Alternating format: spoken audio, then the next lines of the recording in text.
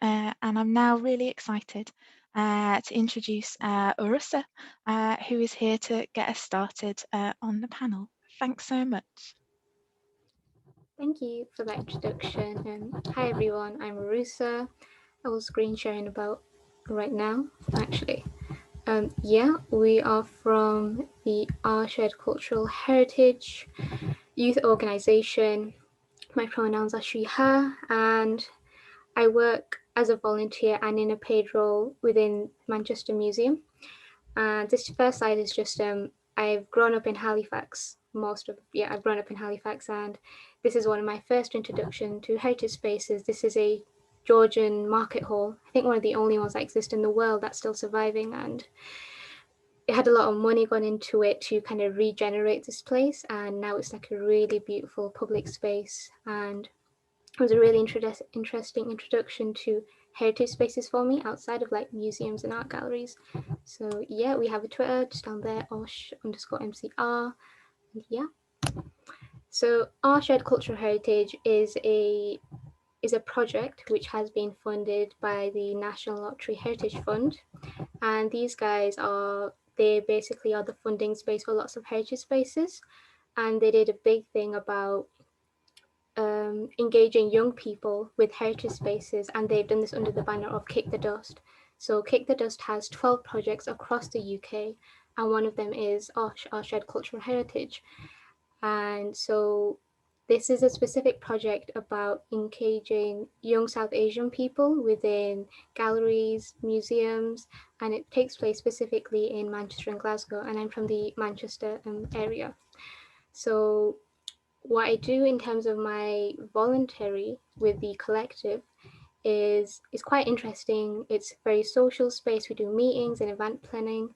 We did a really interesting multilingual night where we did workshops on Urdu, Hindi and Farsi and about the similarities between the scripts. We've been to theatre together. I was invited to go on BBC Radio interview with our project coordinator Sadia, and it's been a really interesting space where I've been able to volunteer and work within Manchester Museum as a young person, as a young South Asian person, and be engaged on those aspects of my identity.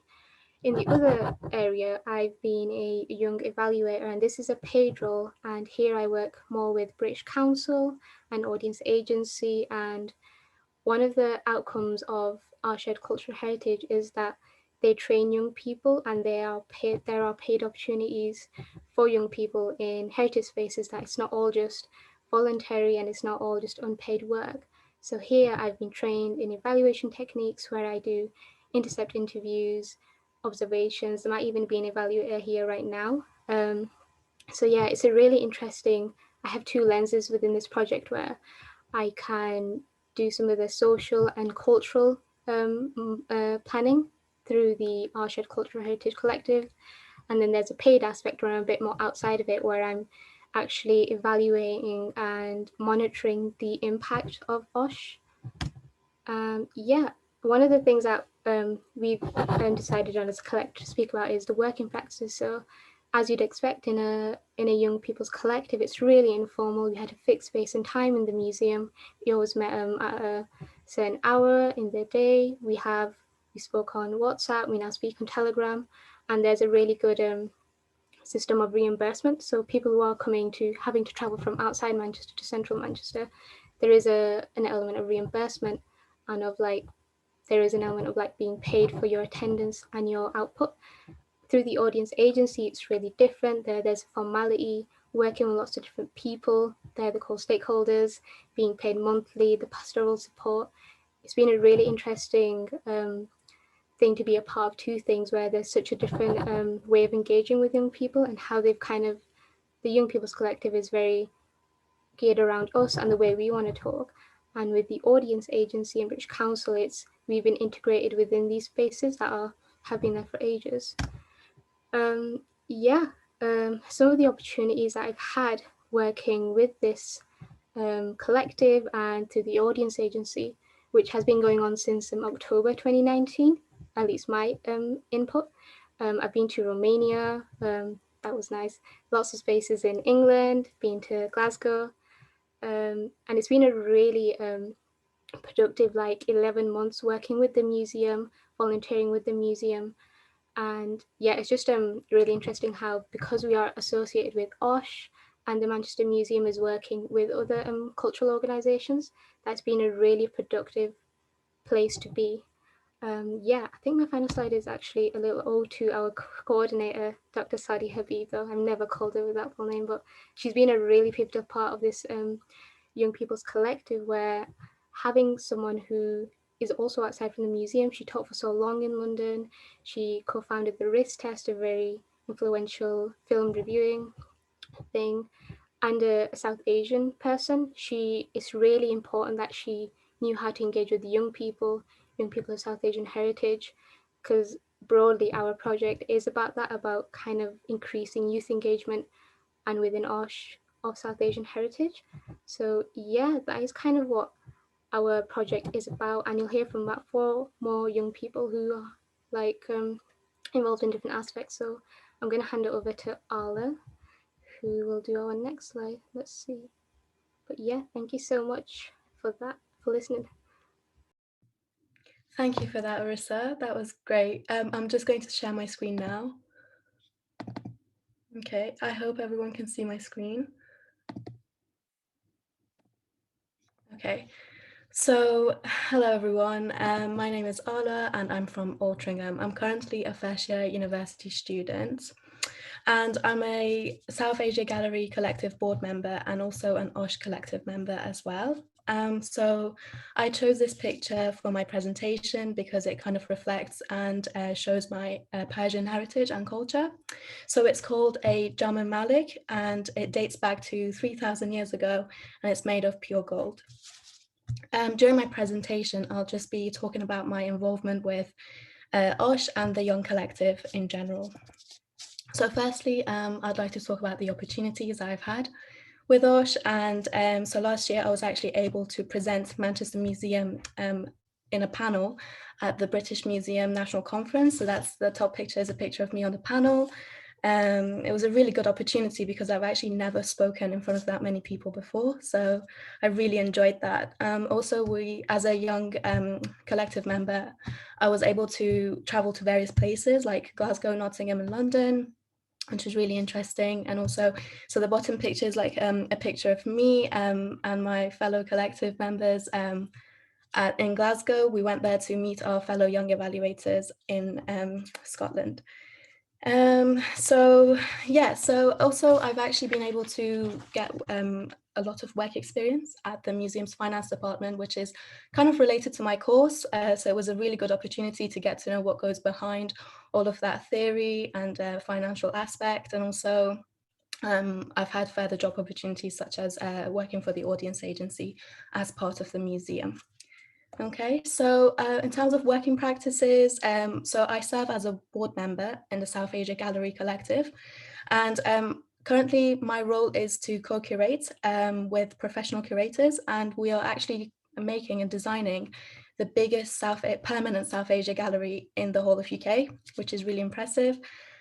So at the top, there's a picture of me with a Zoroastrian Persian staff, and that was taken at the museum archive. So not many people actually had the chance to look at that. And I think as a young person, it was kind of impressive to be able to be involved in this opportunity. Also, the bottom picture is a picture of me at the Diwali event. So I was invited as a South Asia Gallery member.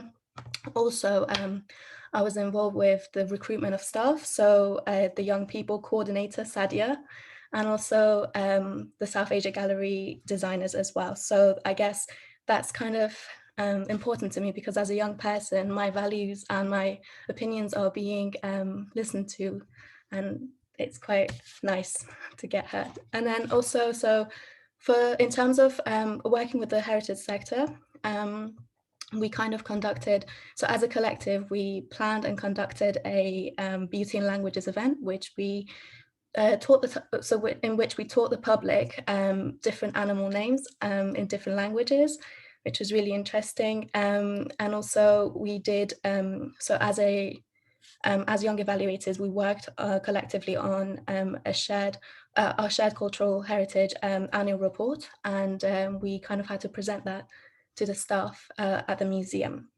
Now, ever since the coronavirus outbreak, we have had to move our opportunities online, but I would say that nothing has changed in terms of the opportunities that we had. So we've been involved in various different opportunities. I'd like to hand over to my colleague Sibia. Thank you. Let me just start share screening now. Let me see.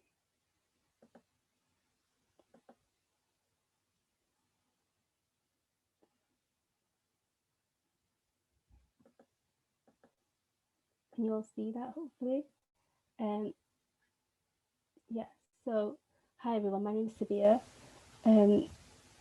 I've just completed my master's in history, and it was in here where I learned a bit about public history and how we need to engage with the community and like tell our stories within the culture, like within the heritage sector. And I got involved with OSH since I think March 2020, and I've been actively involved with the opportunities that they've been hosting since then. I put on the side our socials, so please do like give us a follow and tweet us and stuff. In terms of the opportunities that I've been involved in, a lot of the stuff I like getting involved in is like ones that connect the museum to the community. So I've participated in the colorism workshop with Ananda, which is the Manchester Bangladeshi Women's Organisation, and we're discussing like the impact of colorism in within South Asian communities. And this actually came about because my colleague Samihah, she wrote a great blog article, which we'll talk about in her presentation. But it's really interesting how we spoke about not only the legacies of colonialism and how that impacted how we perceive like skin color, but it's also like very underspoken about within our own community. So it's great to have this space where we not only discuss, but think about ways we can fix and go about fixing like this sort of racism that's in our communities. And we talked about more generally about the impact of colorism, but also sharing our own personal experiences with that, and how industries like Fair and Lovely, they profit off this sort of profit off colorism as well. And so we spoke a lot about why this is important, but also connecting with other grassroots groups in Manchester to find out how we can best tackle these sort of issues. As well as this, I've hosted this Bengali folk music event for South Asian Heritage Month, and we presented, we worked with this group called Krishna Chura, who performed for us, and it was really great, like having the audience see this type of music and engage with it. And a lot of people weren't familiar with it before, but they really enjoyed seeing like different outfits, different genre of music, and that's what museum work should be doing, like connecting us with the public. And that's the stuff that I like getting involved in. As well as this, it's not just about hosting events, but we can also like write blog articles for OSH.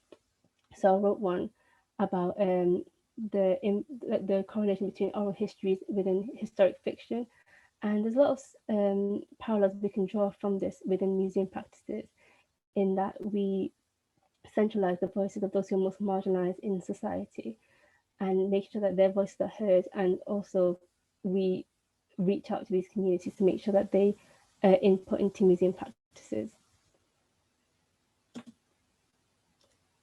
As well as this, in terms of working practices, we work a lot with each other, and it's really great that we're all from like different academic backgrounds and like different places, and it's really great working with everyone, and we learn a lot from each other as well. And another great thing about OSH is that we do weekly check-ins and making sure everyone's okay, and if anyone has any new projects to work on, we always share that, and we always try and get involved as best as we can. And it's also a great space to be networking with not just OSH, but also with the community, and looking at what's available for us to like participate in.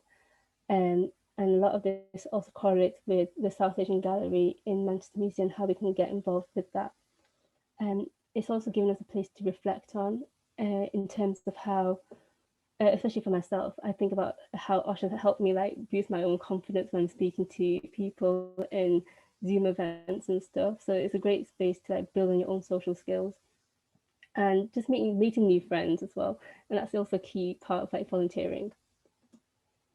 In terms of teaching the heritage sector, I think that one thing that young people are doing is teaching museums and the heritage sector in general, like how important it is that the museum work that we do is more community driven. And that's super important when we think about how we can best move forward in making sure that everyone's voices are heard, and it's not just a top-down approach. It's mainly about involving those around us within the practice. And I also help out with this Manchester group called Hamara Heritage, which is a group of 11 to 16-year-olds who are, and we discuss stuff about cultural identity and heritage and what it means to us. And this picture here is a fan that my mum made when she was in Bangladesh. So this is like it's very old, maybe at least a good 20, 30 years old. So it's like, I really love how decorative and intricate the weaving is, and it's not really practiced in this country, but I just love like how it looks, and there's a lot we can learn about how like the sentimental value of it, but also like how like this sort of weaving practice, like it's also a form of like leisure activities, and make sure that we hold on to these like sort of stories and make sure that we talk about them more with the public. And it's a great space that we have to discuss these sort of issues and these sort of practices with the wider public. Thank you. I'll pass it on to Helen.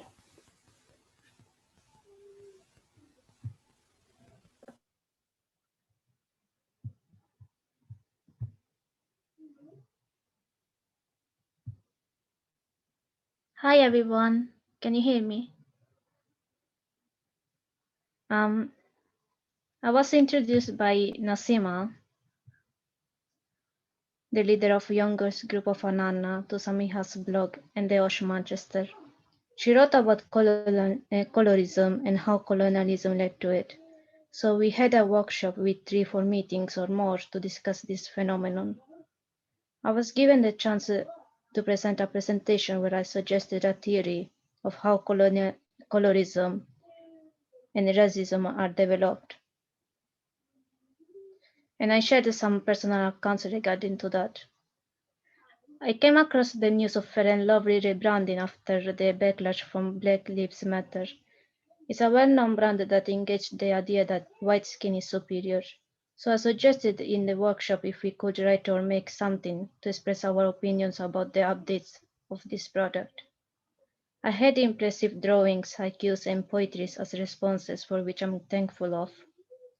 After this session, I was invited to write a blog about it. Another opportunity I had was to attend a 3-day training session from Osh Glasgow on oral history. The facilitators were Chanjit and Gauri. I took notes from the Osh members. We were trained on how to carry out the interviews and the standard procedures associated with it. Hopefully, after this COVID-19 outbreak, I'll be able to interview EU South Asian coming in UK. Through the coordinator, I was encouraged to take a training session on oral history by 1947 Partition Archive. It's an organization based in California, which focuses on finding and interviewing people that witnessed the partition in South Asia. Eventually, after a longer research, I was able to interview a gentleman about his involvement before and after the partition. The Osh Collective is supportive. For instance, we are encouraged to cheer one another by attending some members' sessions and engage with social media like Twitter and Instagram. There is more accessibility to the coordinator as we use WhatsApp or Telegram instead of Gmail. There's no strict protocol. It celebrates creativity and individuality of team members.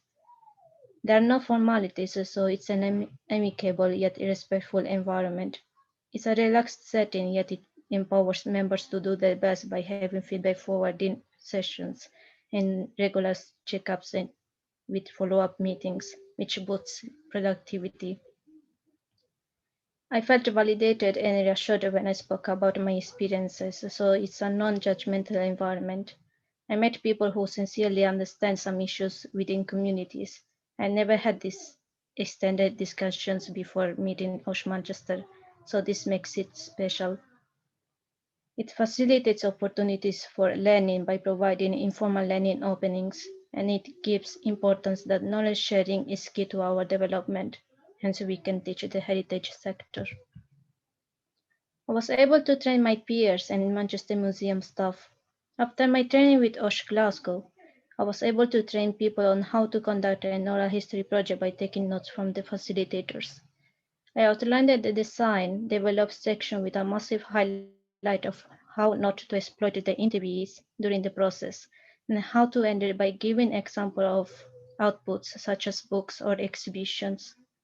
I was asked by the coordinator to present my experience in terms of identity and belonging in Italy and UK after we were trained on social justice by Manchester Museum staff. I used a new method called Pechakucha.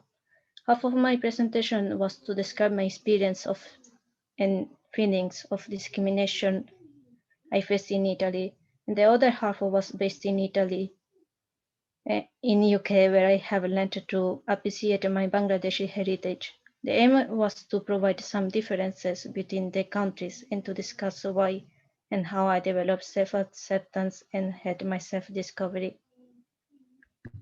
Here is how you can find us along with social media, hashtags, and blog page. If you want to take a picture, you are more than welcome. Thank you. And I pass it on Samiha. Thank you. Hi, my name's Samiha and I'm also part of our shared cultural heritage. I'm studying history and sociology at the University of Leeds, and today I'm going to be talking about the amazing opportunities I've had due to OSH and the incredible people I've worked with. Next slide, please. So OSH has pushed me to participate in activities I never thought I would have, inspired me to lead in workshops I'm passionate on, to write and express my culture or anti-racism work through my own lens and narrative, create amazing networks by collaborating with groups and individuals all over the UK. And it's allowed me to have the space to be creative whilst also fighting for change. Next slide, please. So I joined OSH after writing my own blog on my own personal experiences of colorism. I was pushed to publish this blog on the OSH website, on the OSH blog, after the coordinator told me that it touched people and really speak to them. I spoke on the lived experiences and also discussed the violent historical implications behind colorism, the business of colorism and colorism within mainstream media. Due to this blog getting popular on social media platforms, the Anana organisation got in contact with me to work with them to create workshops with young children exploring the effects of colorism, their lived experiences. We talked about colonialism, casteism, and colorism within the NHS.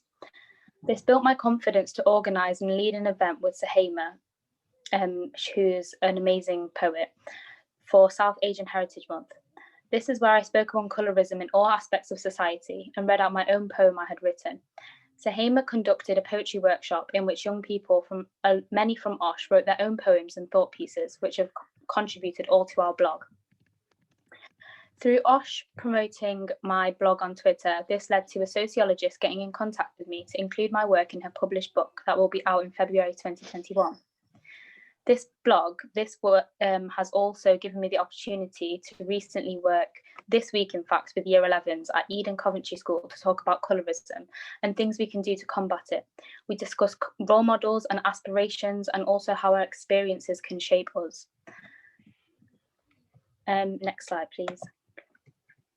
So these are a few amazing pictures that were created by our digital producers at the museum.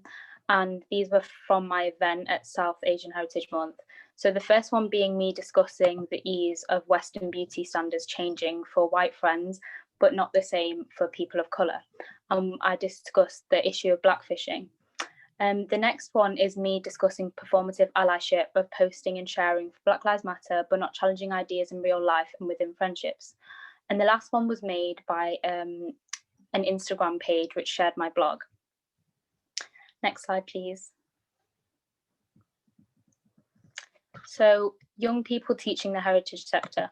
As Helen mentioned, we were taught by 2 historians about oral history, and it was a 3-day workshop in which we then delivered this oral history training back to the museum staff and the members of OSH in hopes to start our own oral history project. I was also part of the designer recruitment for the South Asian Gallery, and also was given the opportunity to influence the hiring process for the digital interns for South Asian Heritage Month. These were great opportunities because it really allowed young people to have a voice and opinion on who would be hired into the museums. I was also on a panel with professors and MP Afzal Khan on racism in education and predicted graves. This is where I gave a speech on racism in education and really got to speak to people that had the opportunities to make a difference. These are great opportunities for young people to have, especially in the recruitment process. We also got given the opportunity, I think it was me, Urussa, Sibia, to participate in a history lecture on Mughal history, in which we could choose our own leader and discuss their history. Thank you for listening.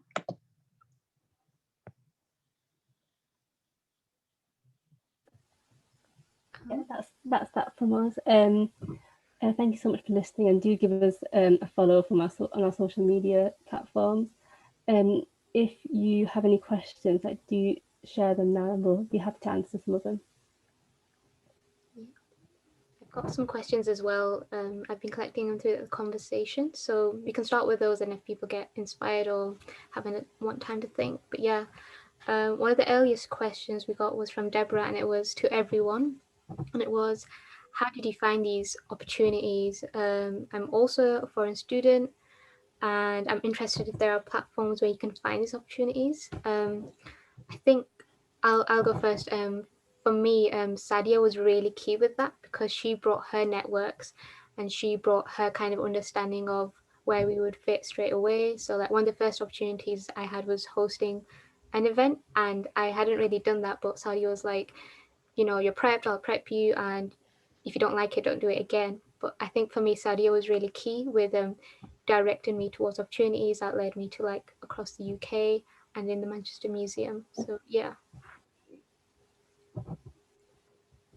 We also have a Telegram group in which opportunities are sent like nearly every day from Sadia, and they're all ones that are quite like locally based and also quite like nationally.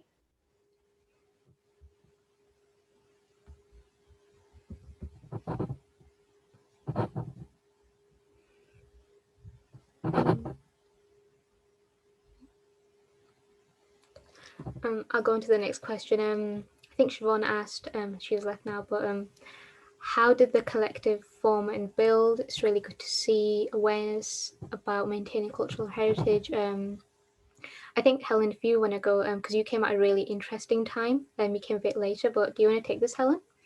Okay, here I am. It's more about we give more importance to sharing our knowledge by having some presentation and doing some tutorials with the staff, and yeah, just by learning and letting us teach the staff and our peers, it will improve our cultural heritage and education in museums and institutions.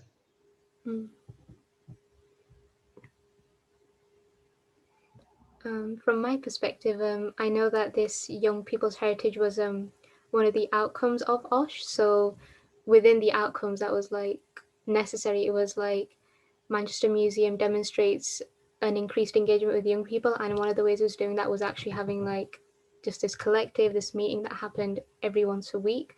So it was built into like the outcomes, but then it naturally it quite grew. It grew quite a bit in March when it went online, but we were able to actually get more people to attend events in our meeting. So I think Helen came around in March, and it was really interesting having people. I came around, I think, on July with from the Anna.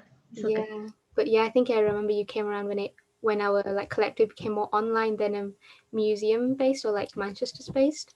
And it was really interesting how it kind of then like necessarily the interest of the collectives grew wider through that.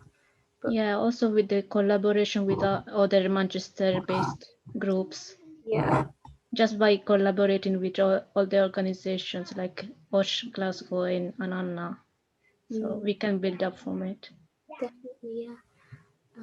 Yeah. Anyone else want to take it? Sibia, Samia, Alma?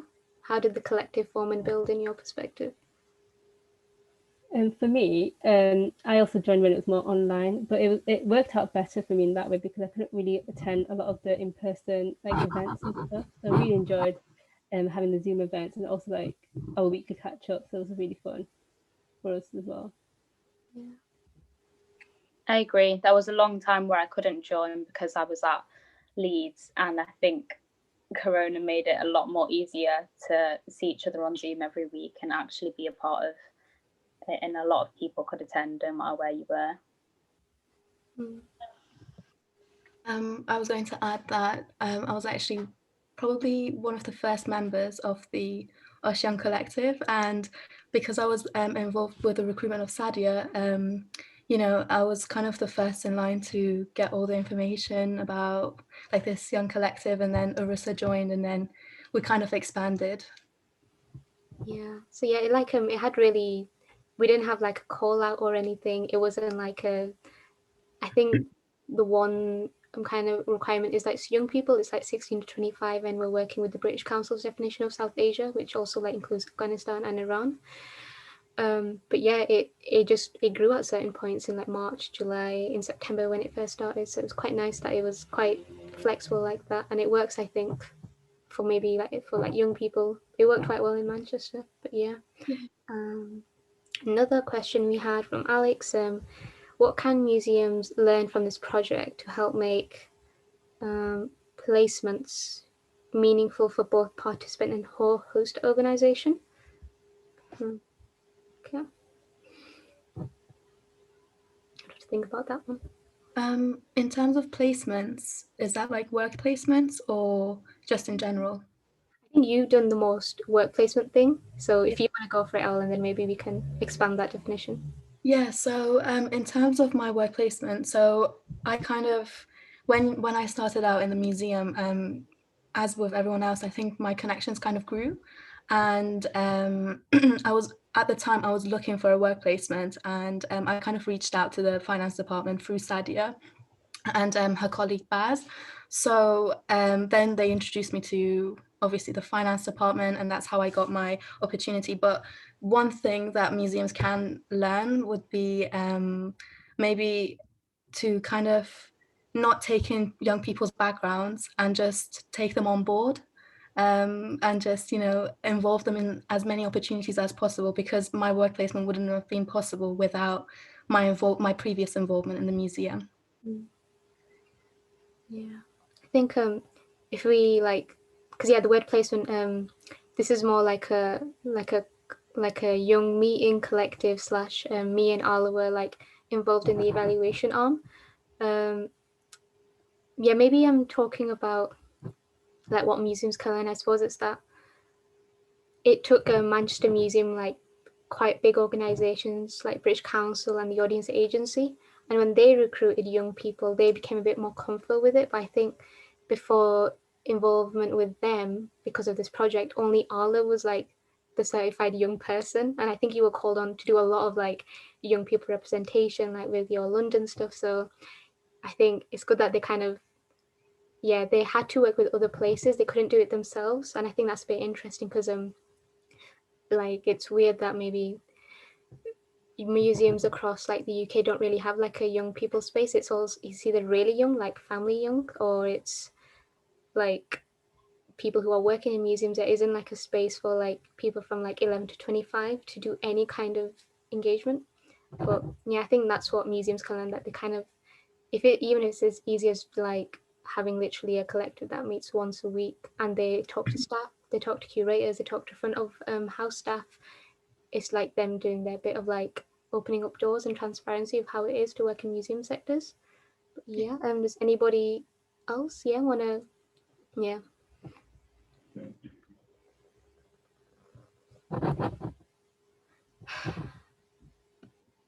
So what question? Yeah, that's all right.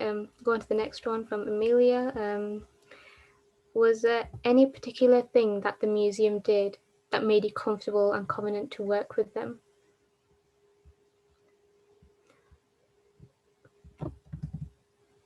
You start, Samiha.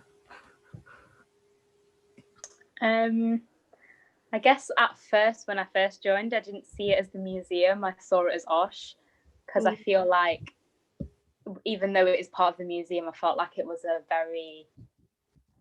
part of the museum which also that also challenged the museum, and it was like internal pressure, and like it wasn't like, in my head I thought the museum would be quite like a old-fashioned sort of space, but when I came to OSH and saw all the work that was doing and all the space we had, like if we wanted to say we want to make this event happen, we did, and if we wanted to meet up about certain topics and discuss them, we did, and we did like so much, and it really just changed my perception of all the work that's been going on in the museum.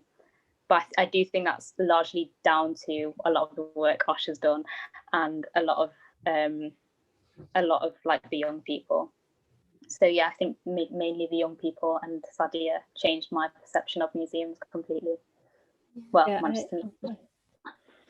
was gonna say, yeah, I agree with that. It's a space, like we have a good network of people that we work with, and we always like make sure that everyone's doing okay, and it's really friendly. I think that's one thing that made me feel confident about working with everyone. Like everyone's just so lovely, and we just talk like casually about everything. It's really important for this space, and we always help each other with like projects we want to work on as well. I'd like to add that there's definitely an element of trust within the coordinators and the staff and young people.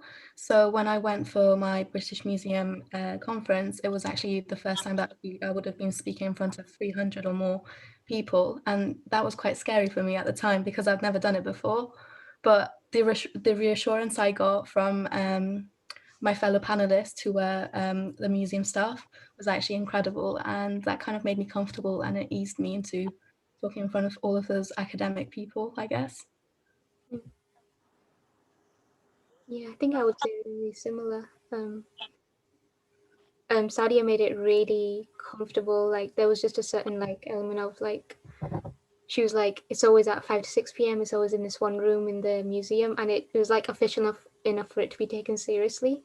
But then simultaneously, because Sadia was there, she made it a really flexible space of like, just come to the meeting, see what just speak to the people who, yeah, or like of South Asian heritage background and are interested in museums. And there wasn't like a set like agenda or meeting points or outcomes to be met, because there wasn't pressure on us to deliver anything. It was more about what are we interested in? Is there an opportunity to explore that? And yeah, I think like it's really important. I think Sadia came from outside the museums and brought kind of teacher experience, working with young people experience to a sector which, yeah, I'm not entirely always sure how much experience maybe curatorial staff have with young people who are like young adults, not young primary school age. But yeah, I think like the person makes it really important. Yeah, Helen, were you going to say something? When I was introduced by Ananna to here, like I felt like we could talk for a various topics. So yeah, also these intimate topics that, yeah. So Yeah, it's really inclusive and really tolerant as well. yeah, like talking about racism and colorism. I didn't expect that to be doing that in a museum, like offshoot thing, hardly at all. But it was like these things like, oh, is there anything about museums or heritage about this? And it's like, oh, there's like legacy and knowledge, and like what kind of knowledge we pass on and how that's heritage in itself, and how we're able to discuss that as young people. But yeah, you've had 2 questions about recruitment, and it's mostly like, how were you involved in recruitment? What were you looking for? And I think there's been a really interesting part where few people, young people here were involved in recruitment for a gallery designer. So I think I'll, if anyone wants to speak on that from the five of us, because that's a really good example of how we were involved. Yeah, so I can give two examples. I can give the example of recruitment of Sadia. So I think that happened back in March 2018 or 19. I can't remember quite certainly, but basically, before being involved in the museum, I was actually involved in a youth group at the University of Manchester, and I got the opportunity to kind of, because they were looking for young people to help recruit the young people coordinator, and we had to form interviews, and we had to sit through kind of the presentation, and there were, I think, 5 or 6 other kind of people who actually shortlisted towards it. So we kind of picked Sadia because obviously she was like the best option, and we were looking for, you know, someone who has worked with young people in the past and someone who has experience in the culture and heritage sector as well. And the other example I would give is the recruitment of South Asia gallery designers. We were looking for people who again have experience with culture and who can actually co-curate with the community and be involved with us as a community and take our kind of opinions on board as well. So I hope that's answered it. Yeah, no, that was really good. Thanks, Ola. Me and Samiha were also involved with recruiting young people for there's an internship at Manchester Museum to do with like producing online content for South Asian Heritage Month, and I remember that was quite laborious. We were like thankfully we were reimbursed, not like in vouchers but in money, and it was like reading 28 applications, shortlisting, going through 10 interviews in a day, and then kind of whittling down them. So that was a really interesting experience in like recruitment. But yeah, Samiha, do you want to add anything? Yeah, I think it was really beneficial to even see like what jobs want, and also knowing that as a young person you're influencing the hiring process and you're influencing like the content that was going to be made was solely a lot for young people for the South Asian Heritage Month. And I think it was really important that our opinions and like directions were getting listened to. Yeah, definitely. Are we okay for time, FMJ? Like, do we need to give you like 5 or 10 minutes at the end to, do As far as we're concerned, we can keep going until 7:59. But also, if the questions have paused, then we can stop as well. No probs. And you can choose the note you end on as well. So don't feel like you have to cover everything in the chat. Yeah, no, thank you for that. Yeah, I think there was one more question from someone we know. How important is it to take into consideration young people's culture and heritage when working with them?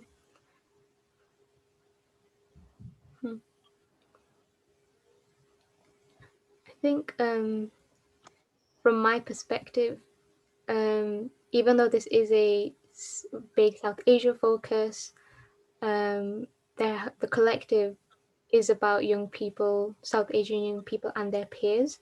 So like you don't have to be like brown and or of South Asian heritage like genetically.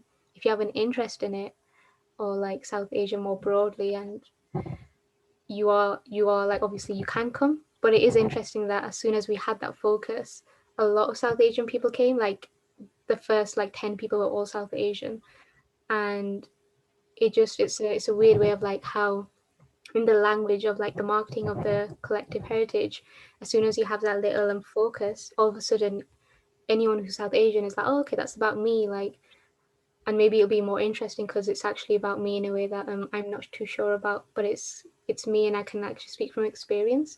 So even having that language put in there, put down a barrier of it's not just heritage, because I think it's assumed to be in this country kind of assumed to be like old buildings, it might be the Peace Hall, it might be stuff in British Museum, which is all well and good, but it's the neutral that we go to. But as soon as you make it a bit more specific, you suddenly attract a different audience who feel that tiny bit of, oh, okay, there's a bit of me that's there, let's see what it's like, and they can engage with it yeah, they just engage with it a bit more proactively than if it was just called, like, yeah, if it was just the collective.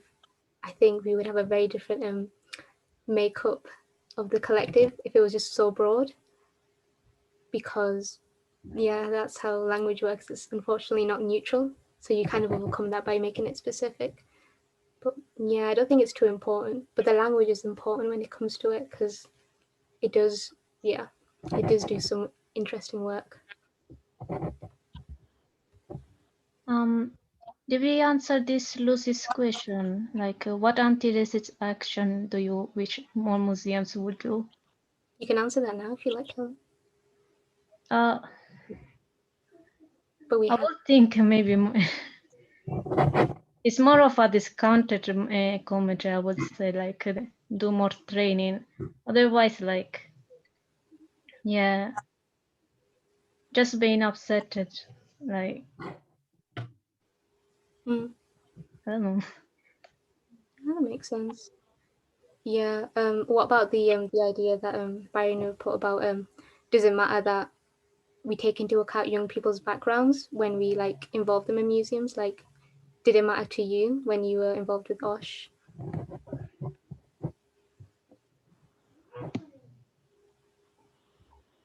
Anyone could take that.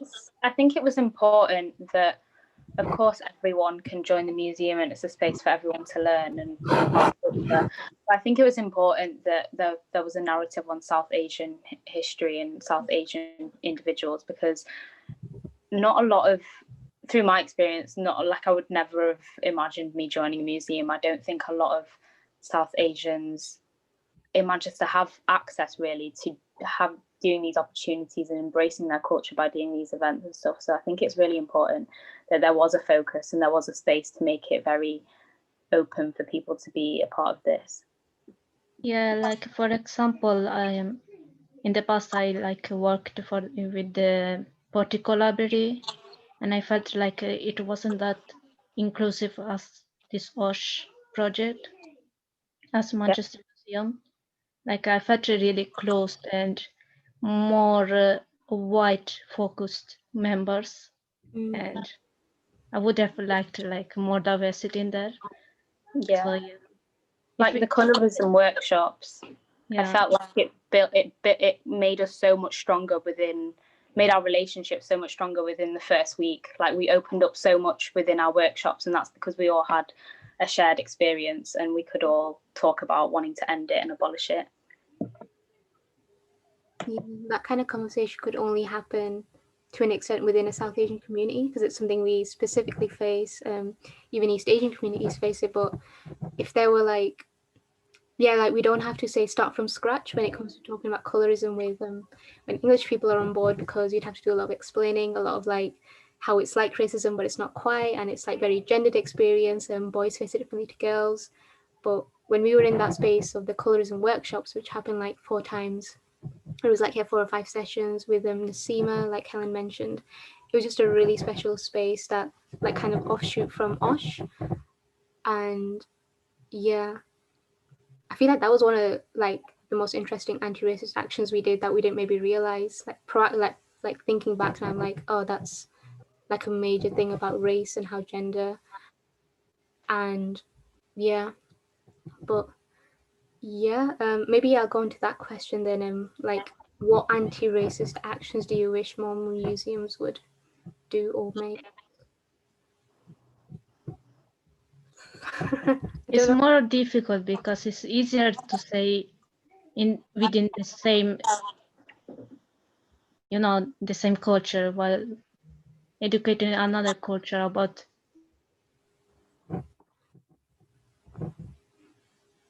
Yeah. Yeah, I think museums should racism and colorism. Yeah. It could include other cultures in our OSH projects as well, and see a similar background, or so a point where we meet all, something like that. See what you mean, yeah. I'd like to add to that. So the kind of thing I wanted to explain here would cover the question that's also, how important is it to take into consideration as well as the anti-racist action?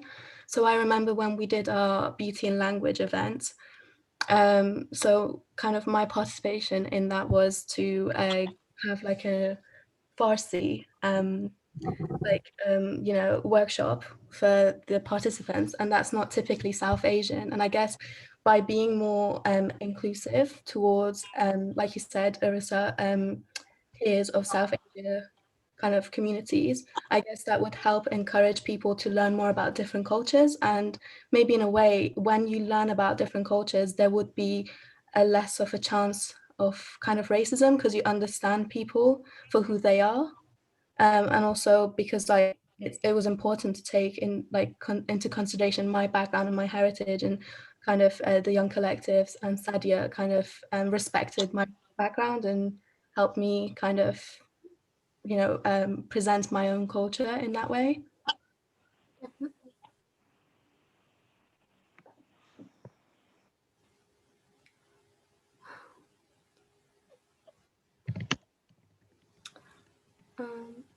I might call it there. If there are any more questions, I think you can use the hashtag FMJ Summit, and if you follow us as well, you can also just directly just tell us everything you've ever wanted to ask us or tell us, or how about young people engaging with heritage sectors, because it's been really interesting. I think it works in certain spaces, certain areas. It works really well. There's loads of improvements to be made as well. Thank you so much from our shared cultural heritage. I think maybe if everyone wants to individually sign up, we have time to do that. So yeah. Yeah, you've got time. Please do say goodbye if you'd like to. And I'm going to say a massive thank you as well. I have learned so much from listening to you, and I've been tweeting frantically. So yeah, I can't wait to hear more from you all. But yeah, please say your goodbyes, and then I'll close the session properly. Thank you, everyone. Thank you for listening. Thank you. So if you can see us on Instagram and Twitter. So yeah. So thank you everyone. Thank you everyone for coming here this evening. We've been recording this session, and we will hopefully make it available on YouTube at a later date. And yeah, a huge heartfelt thanks to the collective. I'm really excited to see you all being my boss in the future, to be honest. Yeah, I would love that. And yeah, I'll let everyone get on with their evenings now. But thank you so much, and thank you for sharing so openly about your experiences too. Cheers.